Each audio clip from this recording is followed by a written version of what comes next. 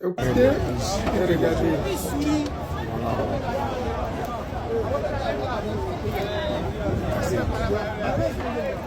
Il nous a dit qu'il était du Nord. Ramassez tout en Musulman. Moi, les carèmes.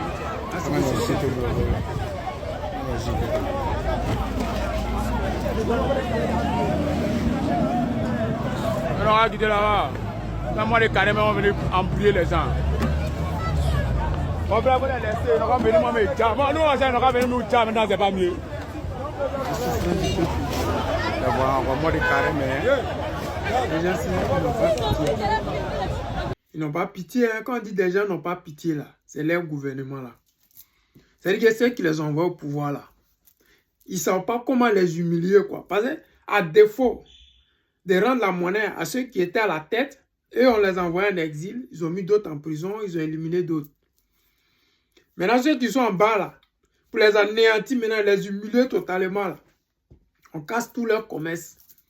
Actuellement, en Côte d'Ivoire, si tu n'as pas 5 millions, 10 millions, 20 millions, tu ne peux plus faire de commerce. Nous sommes dans quel pays? Les Ivoiriens, là, ils n'ont plus d'existence propre à eux. C'est-à-dire que quand on dit que quelqu'un est humilié jusqu'à... C'est-à-dire que tellement ils n'ont plus rien à dire à Draman Ouattara, là. Tout le monde dit, ils n'ont qu'à venir nous tuer, ça a fini. Ils n'en peuvent plus, ils ont dormi. Dans une précédente vidéo, nos mamans manifestaient. Qui aurait cru que sous Draman Ouattara, les gens vont manifester parce qu'ils ont faim? Qui aurait cru que sous Draman Ouattara, nos parents du Nord, là, ils allaient dénoncer quoi que ce soit?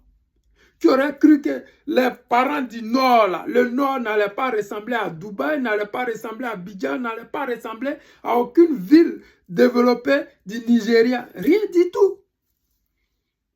Vous avez été trahis. Certains Ivoiriens du Sud ont été trahis. Mais jusqu'à présent, les gens suivent Draman Ouattara parce qu'il vient du Nord.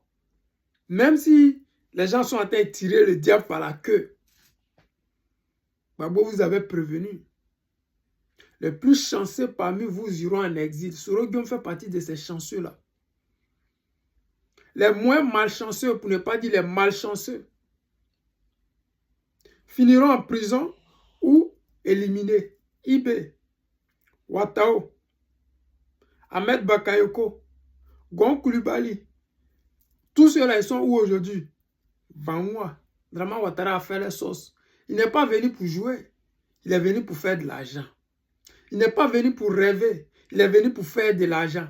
Mais c'est qui il va faire de l'argent? Sur le peuple. Parce que les contrats miniers qui sont censés renflouer les caisses de l'État, ils donnent 90% ou 95% aux Occidentaux et ils donnent 5% à la Côte d'Ivoire. Ils donnent 90% aux Occidentaux et donnent 10% à la Côte d'Ivoire. Et dans les 10%, lui, le président tout puissant, il a 5%. Les autres 5% qui restent là, les ministres vont se débrouiller avec et la Côte d'Ivoire va se débrouiller. Mais qui va payer ces dettes-là? C'est le peuple qui va payer ça. Mais pour que le peuple paye, il faut qu'on vende la terre de nos parents aux plus offrants. Qui sont ces plus offrants? Ils sont au pouvoir, ça fait plus de 15 ans. Leurs comptes en banque sont gbés. Ils n'ont plus peur de rien. Les amis sont tous des Européens. Ils n'ont plus peur de rien. Ils ne respectent plus rien. Ils sont tellement puissants qu'ils se prennent pour des dieux. Ils font des ACD sur le terrain des gens qui ont déjà des ACD. Ils annulent ACD des gens pour vendre le terrain des gens aux plus offrants. Qui aurait cru que ces choses allaient arriver sous Draman Ouattara?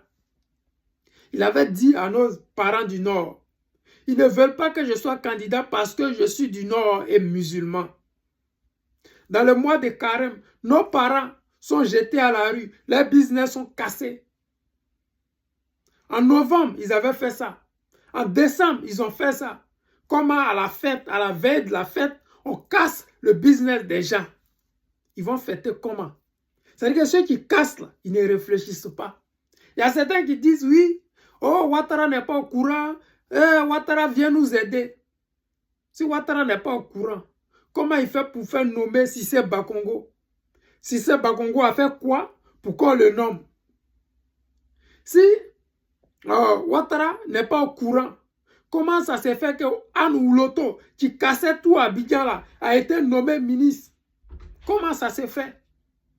Parce que c'est Ouattara qui veut prendre la terre des Ivoiriens sans avoir à se salir les mains.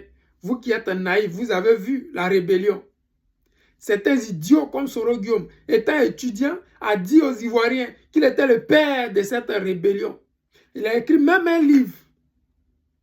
Ouattara ne veut pas se salir les mains. Il donne le sale boulot aux gens qui aiment l'argent et qui pensent que à travers cette manière de se comporter, ils auront l'argent. Vous aurez l'argent, mais la réputation, vous ne l'aurez pas. Quand le gouvernement d'Alassane Draman Ouattara tombera au soir du 25 octobre, vous vous en irez avec lui. L'argent n'est pas éternel.